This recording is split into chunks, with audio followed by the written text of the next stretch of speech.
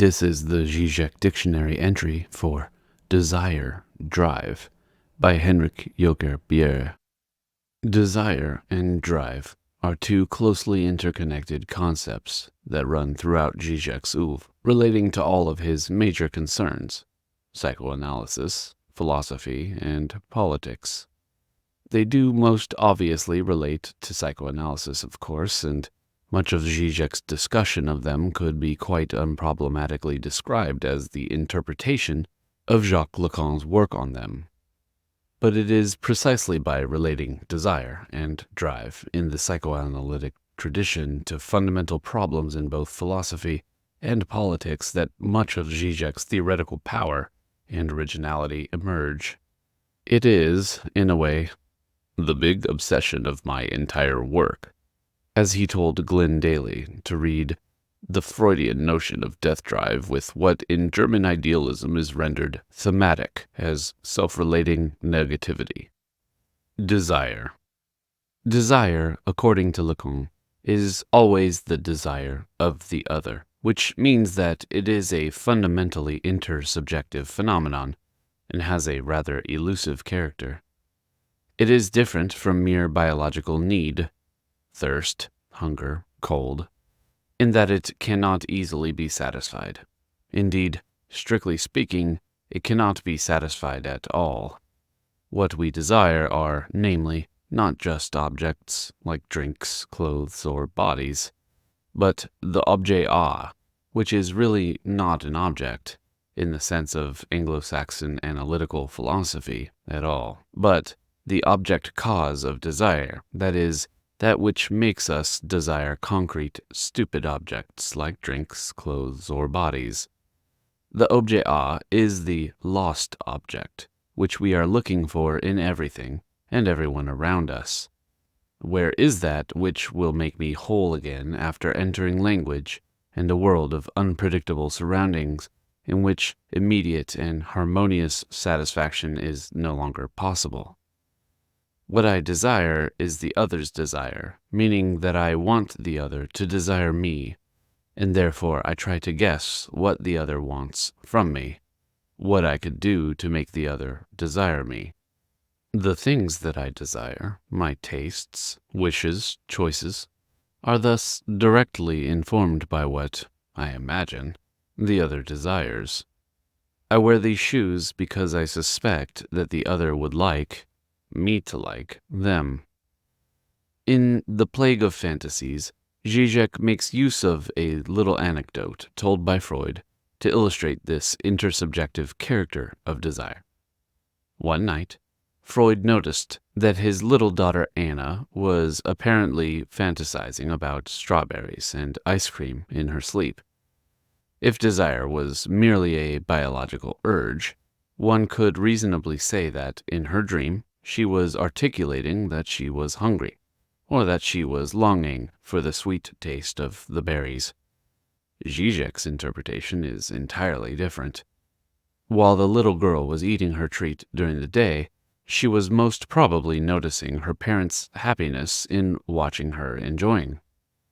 So what the fantasy of eating a strawberry cake is really about is her attempt to form an identity of the one who fully enjoys eating a cake given by the parents that would satisfy her parents, would make her the object of their desire. Becoming a subject thus entails learning how to desire, and precisely because the objet a always evades us, we continue to learn how to desire throughout our lives. Maybe they love me when I'm enjoying strawberries, but did I do it right this time? And can I be sure that they will continue loving me for that? The capitalist economy, of course, thrives immensely on this metonymic logic of desire, where no meaning is ultimately fixed and every satisfaction is always provisional. Commercials instruct us how to desire, and every time we purchase some commodity, we sense that it is not it anyway, and that we should therefore buy more stuff. Drive. If that was all, however, becoming a subject would not be all that traumatic.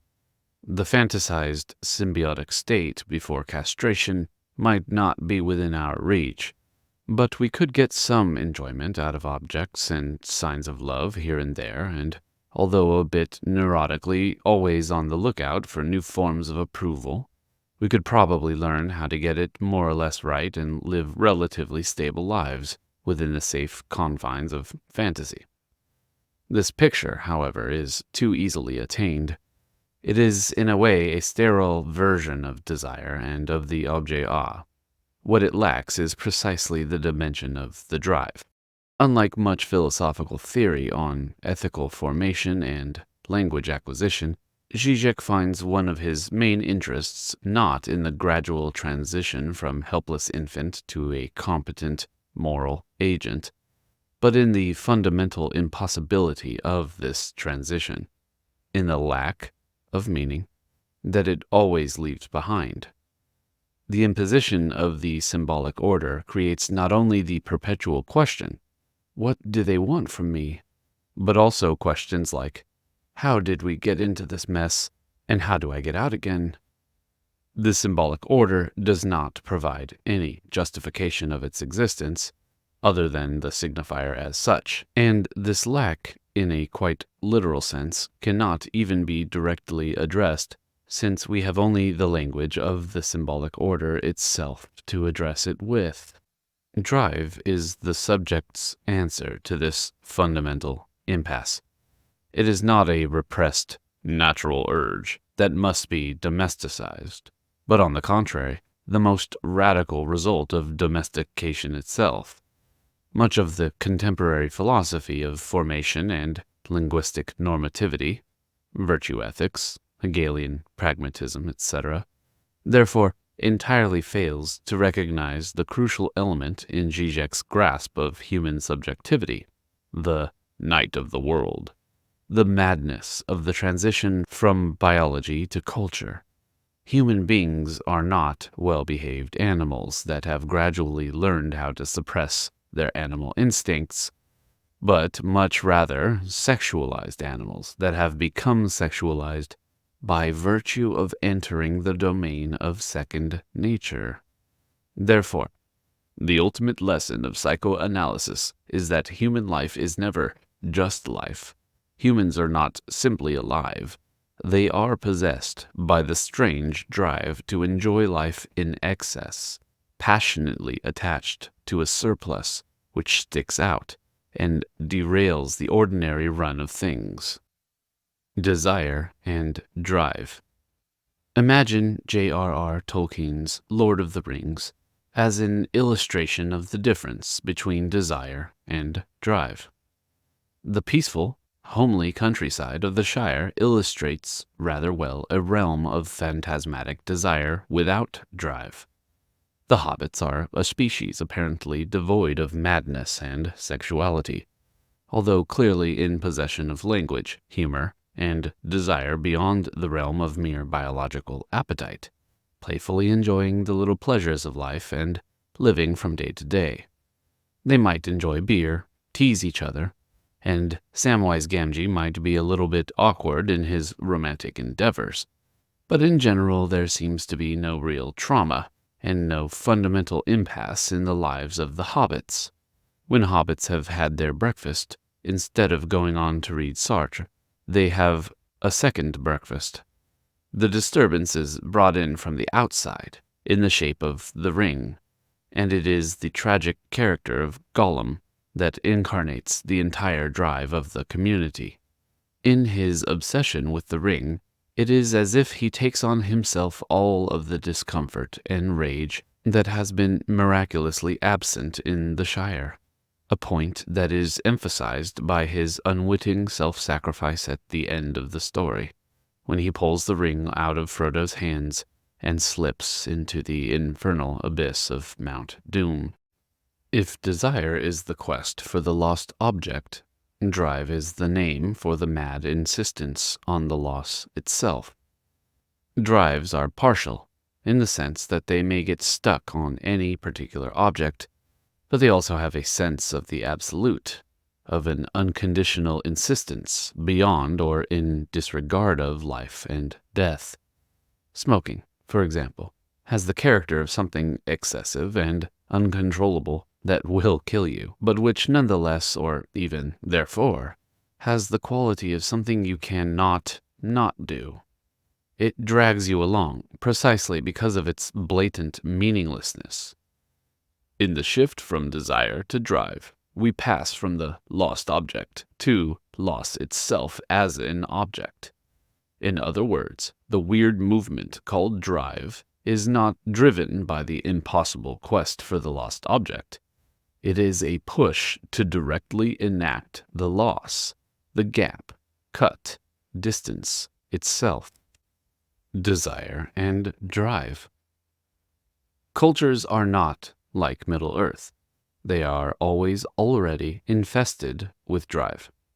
It is there, not only in smoking, overeating, extreme sports, and so on, but in the very DNA of culture. Professor Mark Sedgwick of Aarhus University in Denmark made a brilliant observation concerning this a few years back, although without relating it to the concept of drive. I have a theory that every country has a surplus of something when you walk around the street. Spain has too many banks. Norway, too many hairdressers. Egypt, too many shoe shops. England, too many pubs. I've been thinking what Denmark has too many of, and I think Denmark has too many Thai massage establishments. I'm not exactly sure what that means. This excess is not merely something natural within culture, but culture itself in its excess of enjoyment.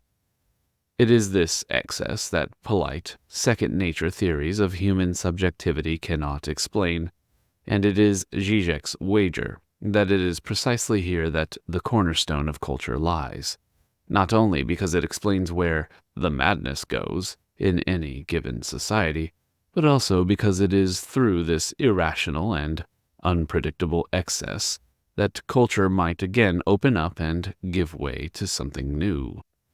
Drive is therefore not only the will to destroy, the violent disregard of life and death, but also, as Lacan put it, the will to create from zero, to begin again.